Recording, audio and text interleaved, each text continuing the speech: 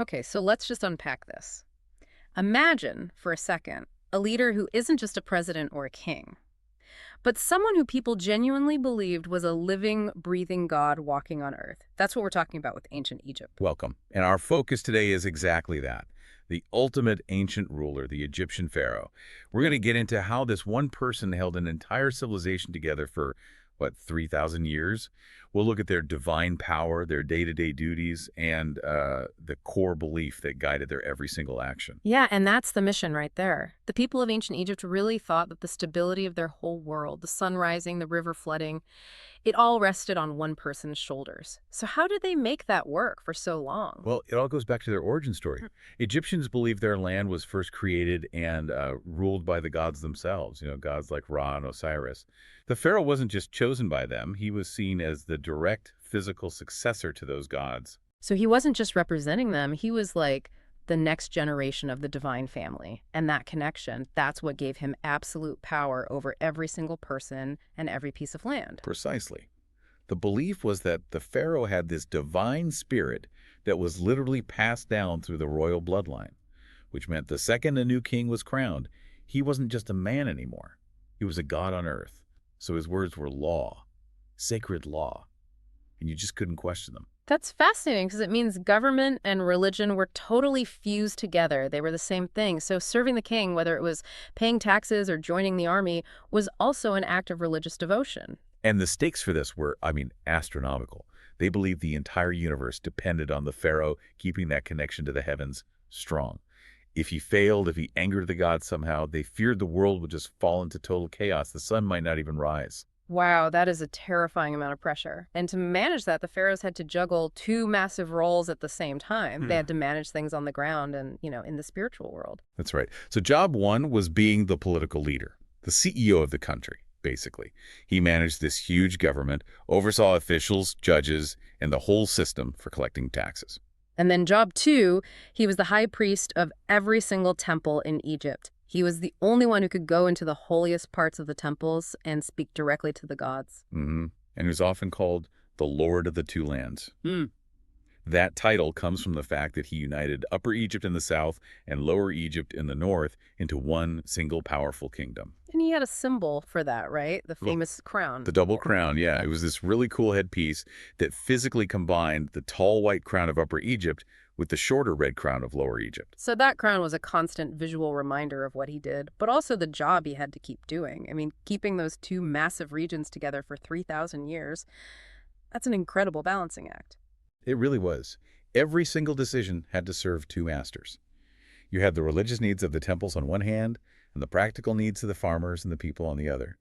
And the main goal was always stability, keeping the country strong and unified. This idea of stability and balance, it leads us to their most important concept, right? Yes. The single most important job of every pharaoh was upholding Ma'at. And Ma'at is, well, it's a huge concept. It's not just law or order. It means truth, balance, justice, and the fundamental cosmic order of the universe. So if you thought the sun not rising was a lot of pressure, try this on. Egyptians believed the entire cosmos, like the stars moving and the seasons changing, would just stop working if the king failed to maintain Ma'at.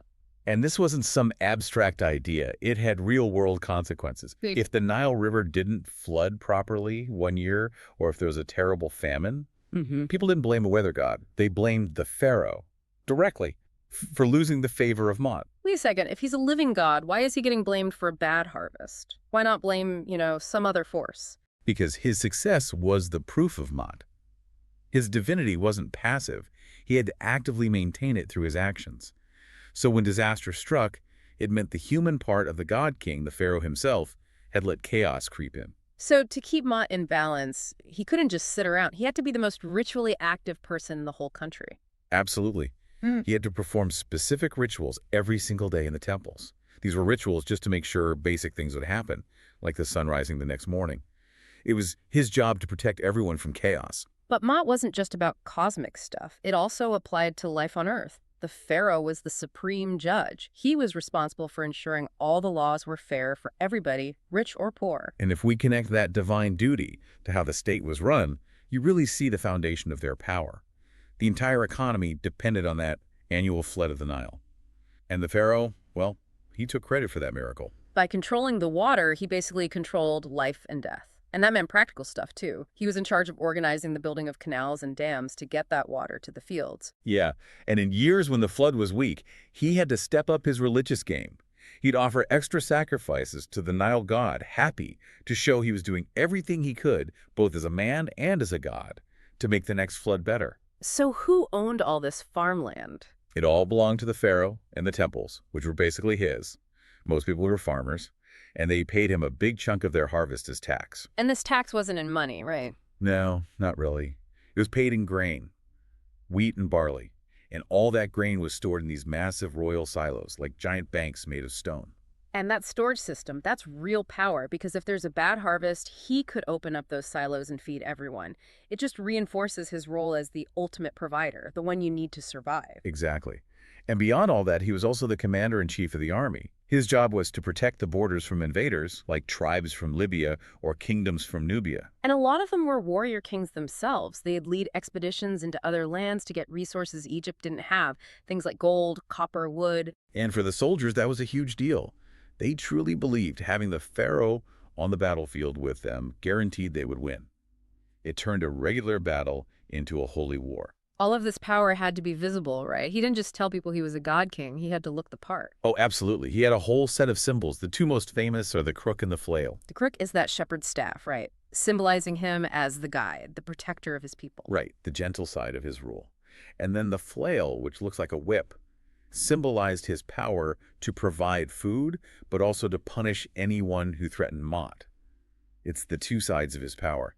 He'll guide you, but he'll also correct you. And what about on his head? The crowns had that cobra on them. The Uraeus, a golden cobra, always ready to strike at the king's enemies. It was like a magical bodyguard on his forehead. And then there's the false beard.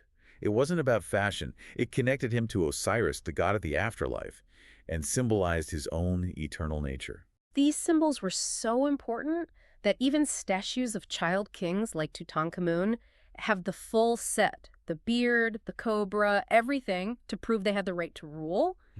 But I think the most visible display of a pharaoh's power has to be the giant things they built. I mean, during the Old Kingdom, they built the pyramids. And those were so much more than just tombs. They were machines for ascension, designed to help the pharaoh's soul get up to the sky and join the gods.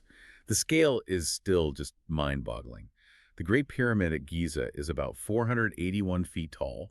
It was the tallest building in the world for almost 4,000 years. And just think about the logistics. It took thousands of skilled workers, not slaves, but paid laborers. The pharaoh had to organize the entire country for years to get these things built. And how did he pay them? With the grain from those giant silos we were talking about? The ability to feed and organize a workforce that size for decades.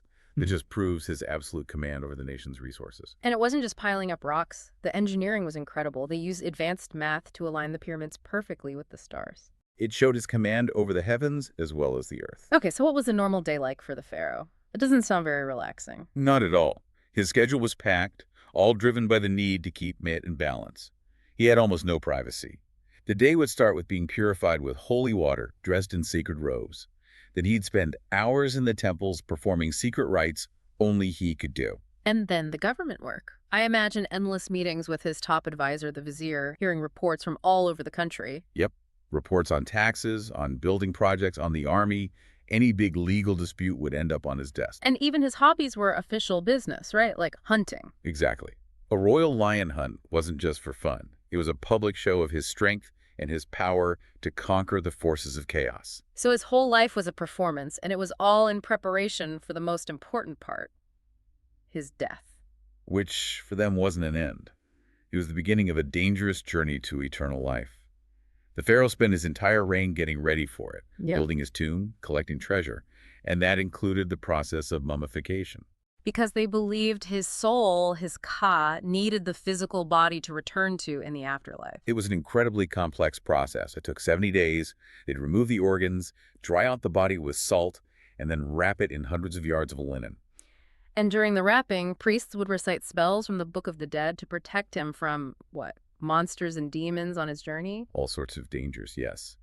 Then the body, inside a huge sarcophagus, was hidden away with all his treasures in a tomb, like in the Valley of the Kings. And after he died, the throne would pass to his eldest son, usually. to keep that divine bloodline going. Right. And a family of rulers is what we call a dynasty.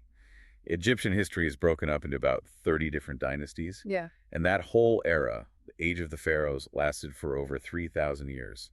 It's one of the longest-lasting civilizations in history. It's just amazing that it was all held together by this one figure, this god king, who had to be a politician, an accountant, an engineer, and a priest all at once. Their legacy, I mean, from the pyramids to this complex idea of Ma'at, it really continues to define how we understand the ancient world. It's a testament to the power of unified belief. Good luck with your studies.